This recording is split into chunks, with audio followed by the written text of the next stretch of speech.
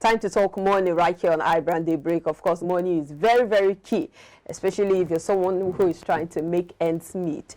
And talking about multiple streams of income, you know how it is that 9-to-5 job is not what cuts it anymore. It's not sustainable, especially when you look at the effect of the pandemic, the fact that a lot of people lost their jobs, and many people had to now fall back on their other source of income, especially for people who had those means of income even before the pandemic. And that's why they say that if you want to make ends meet, if you want to survive, if you want to ensure that you are not someone who is living from hand to mouth, then you have to have another source of income aside your 9-to-5. But even if you look at a country like Nigeria, the 9-to-5 is even not... It's not sustainable. No, aside being sustainable, it's not even easy to come by. Exactly. How many people have a 9-to-5 job? The employment rate is shooting above 33%. The unemployment rate is shooting above 33% in the country. And the best way or the most sustainable way is to just look at, ways by which you can make money aside you waiting on the salary at the end of the month. I think it's a necessity. It's not just something that should be optional. It's something everyone should have. And the reason is simple. You talked about the pandemic. No one expected COVID-19 to come up. Exactly. It just happened. It just happened. And because we're not proactive enough, when it broke out, in Asia and the United States and what have you, we didn't seal up our borders and take all those necessary precautions. Before we knew it, it was right here at our doorstep. And before you knew what happened, shutdowns here, shutdown there. Businesses, some folded up completely. Some in a bid to stay afloat had to slash salaries by half. Some had to let people go and all of that. So all of these things, definitely affected people's well-being. But do you know that even in the midst of that pandemic, there were businesses that were thriving. For instance, real estate business. I spoke with a friend who was into real estate business, and she was saying that during that period, she was making massive money. And I said, how come? She said, well, many people who were outside the country decided to now, invest in real estate in the country because they were not sure about what was going to happen the next day. So they just wanted to keep their money somewhere, in their homeland. So they were purchasing landed properties and ensuring that their monies were well invested and all that. I was like, yeah. So it means that even in the midst of all this, essential services also were making money at the time. Even in the midst of the pandemic. As well as those who were into food items, because people were at home and they needed to stock their houses with food stuff. So all of those, people in that in those various fields definitely made money. Again, with every time, be it a pandemic or what have you, there will be those who make money. There will be industries that would plummet and all of that. I think talking about multiple streams of income, we cannot overemphasize the need to have a side hustle or a side gig, whatever you want to call it, because there will be factors that will come into play.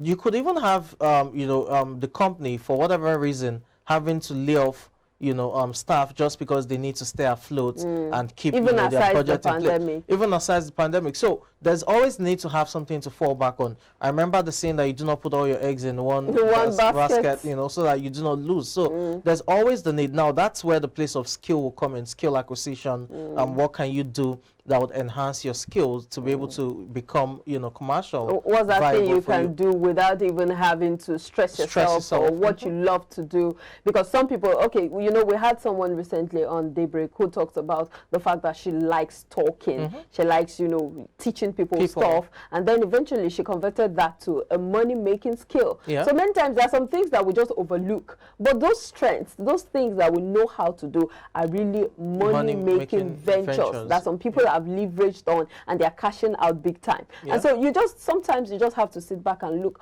okay, what's that thing that I find easy to do? That a lot of people will just, want to pay me for. Some people didn't even have to go to, a hairdressing school before they learn before they know how to. That's it. Of course, the place of training is important. You have to go for training to fine-tune those skills. But eventually, it's about what is in there, your innate ability. You just find out that your hands, you can write. You find it very easy to write, to script things. You just look around you from your environment. You find out that you're writing. The news just comes. It flows freely. So there are ways to just monetize those things that many times we take for granted. And then eventually, you just discover that you're making some cool cash. You know, with the place of social media, technology, and all of that, it makes it easier to sell these things, you know, to put it out there in terms of publicity, then more importantly, in terms of marketability. You look at someone who writes, for example, yes, you may not get a publishing deal with, you know, a big publisher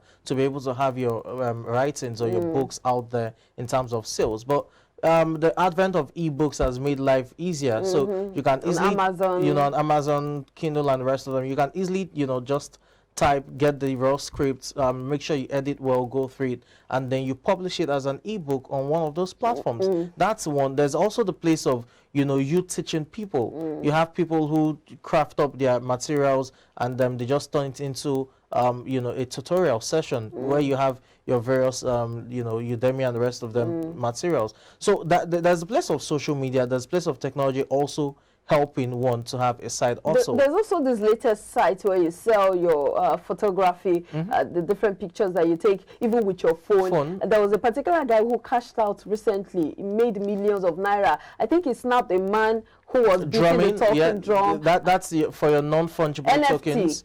Your non-fungible tokens, Now that's you know, talking about digital collectibles and assets. Again, that's a different world. You know, it's part of the new innovations in place. There's the place of your cryptocurrencies, but with NFTs, which are non-fungible tokens, it's basically you being able to collect digital assets and also being able to trade with your phone. With you know, many times we take this pictures and I feel like we take this gadget for granted. This gadget can go a long way in helping you just meet ends and or make ends meet. And it is one gadget that is most often taken for granted. It can do a lot for you, especially when it comes to going into the digital world. You know, you can even be a social media manager. Get some tools, get some, you know, trainings, look at some things, understudy people who have done it, and eventually you just discover that you're able to do it even without leaving your home. There's also the place of following the trends. I mean, 4 years ago, NFTs were nothing to write on, right? It wasn't even in existence, and then it just came in all of a sudden, and everyone is cashing in on it, you know, playing into it. You talked about the youth, the core member who had to, you know, take a picture of a photographer, and then he minted it and turned it into a digital art, and from there he was able to sell. Again, because it's an open market, you know, you have your market audience is wide. You're not restricted to a particular zone or region. It's global. So you have people who are interested in digital collectibles and they just decide to cash in on it and sell for maybe 0.35, you know, one of those cryptos. Before you know what it is, you're cashing in. Now, one of those cryptos is when you know, one of them, I don't want to mention names, but one of them as at yesterday was about 1.7 million equivalents. So if you're able to sell your 0.3 in 3 places, you're cashing out on almost 2 million just for that portrait. And that's what happened with the core member and you know, the drummer, the man, the drummer, talking about non-fungible tokens. Again, it's not just limited to pictures. You could have arts, you know, your paintings for those who paint, for those who draws, you know, sketches and all. Just put it out there, mint it, hash it, and then put it on the web. And the most interesting part is that you don't have to leave the comfort of your home to do many of these things. And I think this, you know, virtual world is just been overlooked. That's why a lot of people are not going into it. Even with your 9-to-5 job, you can make out time. You just, you know, draw a schedule at this particular time. I want to delve into the virtual world to do, you know, to make some money. And eventually you just discover that sometimes many of the people that you're looking at out there that you're thinking, oh, they're making it big, they're doing well for themselves, it's because they've been able to understand the importance of this side gig, of this extra source of income, this side also, and they're not just depending on the 9-to-5. Because eventually, you know, someone said, I can't remember who made this quote that said that if you don't use your dream, someone else will use you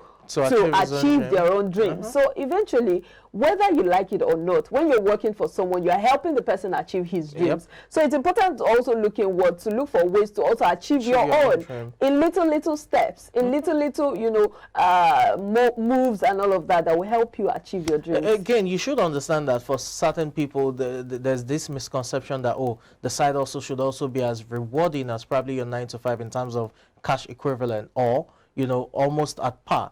Again, with side hustles, it does not necessarily have to have a commensurate measure of what you earn as, you know, an employee. It's just that it's an extra income. So, for example, you earn 100,000 on your 9 to 5 job. Your side hustle gives you 30,000, 20,000, 40,000. It's still something. It doesn't necessarily have to be another 100,000 by the side. And there's also the possibility that if you manage the business well, it could even yield more than your 9 to 5. And then you'd eventually maybe leave the 9 to 5 because nobody wants to work for someone for life. For life. We've seen those things wherein you hear someone say, "Oh, it started off as just a passion, and before you leave probably a banking job and take up that passion on a full-time basis. Once there's an equivalent cash flow, or it's even more. So all of these things have to be in play. I think as a people we need to do better in terms of ensuring that we have multiple streams of income. We cannot overemphasize it. There's the place of job security. You can't be too sure that you would have your job the next day. There's also the place of inflation, especially within our nation, Nigeria. There's also the place of health hazards and what have you. No one emergencies. No one is praying to break down from one terminal health issue or the other, but it's just when you feel the symptoms, you get down to the hospital and then you face the reality. But again, eventually you have to balance it. Exactly. When you're doing your side hustle, you don't want it to deprive you of the productive time that you should be putting into your 9 to 5, because of course someone is paying you. You have to justify the payment, the salary you're getting. Well, we'll just leave it there. The importance of having a side hustle, multiple streams of income to help you make ends meet. We'll take a break now. When we'll come back, it will be time for the sports segment. Please stay with us.